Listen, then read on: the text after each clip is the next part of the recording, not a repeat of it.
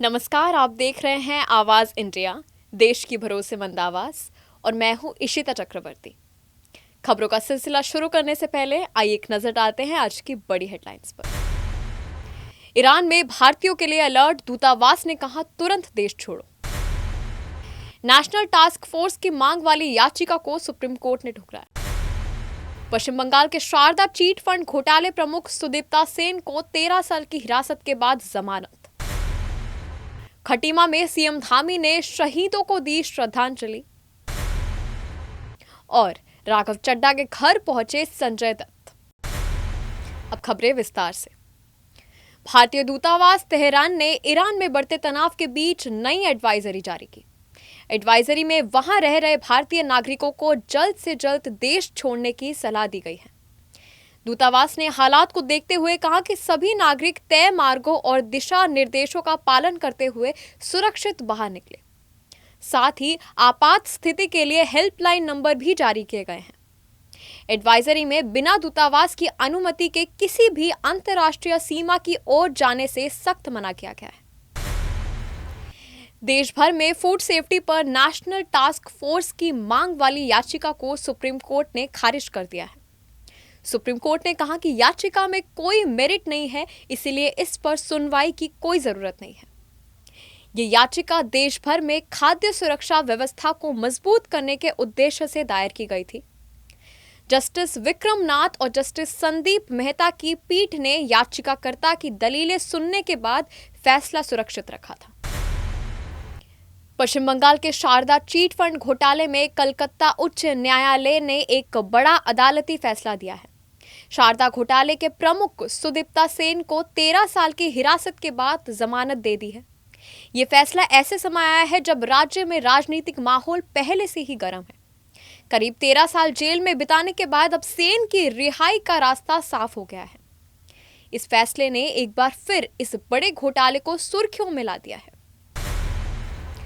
पुष्कर सिंह धामी ने उधम सिंह नगर के खटीमा में आयोजित सैनिक सम्मान समारोह में शहीदों को श्रद्धांजलि अर्पित की और उनके परिजनों को सम्मानित किया। ये कार्यक्रम उनके पिता शेर सिंह धामी की पुण्यतिथि के अवसर पर आयोजित किया गया है। मुख्यमंत्री ने खुद को सैनिक का बेटा बताते हुए कहा कि देश के लिए प्राण न्यौछावर करने वाले जवानों का बलिदान हमेशा प्रेरणा देता रहेगा। सैनिकों का समर्पण और त्याग राष्ट्र की सबसे बड़ी ताकत है। आइए बढ़ते हैं एक छोटे से ब्रेक की ओर।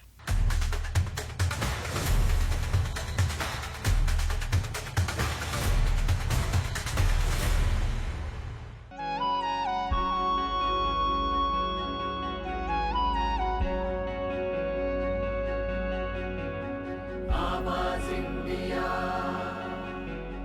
आवाज इंडिया, आवाज इंडिया।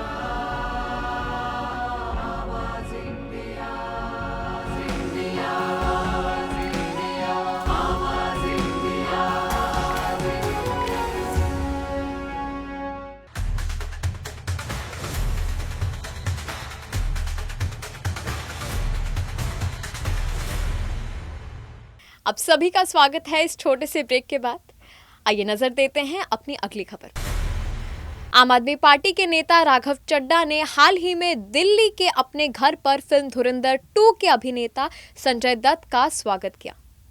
राघव चड्ढा ने इस खास पल को सोशल मीडिया पर शेयर किया और लिखा, कुछ समय पहले मुझे अपने घर पर सबसे गर्मजोशी से भरे इंसानों में से एक संजय दत्त को बुलाने का मौका मिला। धुरंधर के लिए आपको मिल रहा इतना सारा प्यार देखकर बहुत अच्छा लग रहा है।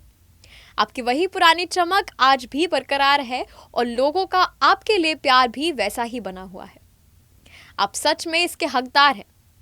मैं हमेशा आपके लिए अच्छा ही चाहता हूं और आपके साथ रहूंगा।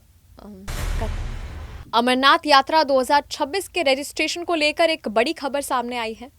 इस साल अमरनाथ यात्रा के लिए रजिस्ट्रेशन 15 अप्रैल से निर्धारित बैंक शाखाओं के माध्यम से शुरू होगी। ये रजिस्ट्रेशन पहलगाम और बालटाल दोनों मार्गों के लिए शुरू होगा। 13 साल से कम और 70 साल से अधिक आयु के लोगों को तीर्थ यात्रा में शामिल होने की अनुमति नहीं होगी। व्हाट्सएप पर नया फीचर आ गया है जिससे आप अपना फोन नंबर शेयर किए बिना चैट कर सकते हैं। एक बार ये फीचर एक्टिव कर लिया गया तो इसके बाद आपको चैटिंग के लिए किसी को नंबर देने की जरूरत नहीं होगी। इंस्टेंट मैसेजिंग प्लेटफॉर्म व्हाट्सएप ने यूजर नेम नाम जारी करना शुरू कर दिया है। ये फीचर एंड्रॉयड और iOS दोनों प्लेटफॉर्म पर टेस्ट किया जा रहा है। अगर ये पूरी तरह लॉन्च होता है तो ये व्हाट्सएप की हिस्ट्री के सबसे बड़े अपडेट्स में से एक माना जाएगा। मेधा शंकर और अविनाश तिवारी की फिल्म गिन्नी वेड सनी 2 का दमदार ट्रेलर रिलीज हो गया है। ट्रेलर लॉन्च इवेंट में दोनों ने शानदार स्टाइल में शिरकत की, जिसमें अविनाश तिवारी पहलवान के रोल में नजर आ रहे हैं और मेधा शंकर मॉडर्न अंदाज में दिखी। ट्रेलर में बहुत रोमांस, हंसी और मनोरंजन है। ट्रेलर लॉन्च इवेंट के कुछ तस्वीरें सामने आई है जो सोशल मीडिया पर खूब वायरल हो रही है। ये फिल्म 24 अप्रैल 2026 को सिनेमा घरों में रिलीज होने वाली है, जिसमें दोनों की केमिस्ट्री देखने को मिलेगी। खबरों के सिलसिले में आज के लिए बस इतना ही। तब तक के लिए नमस्कार। आप देखते रहिए आवाज इंडिया।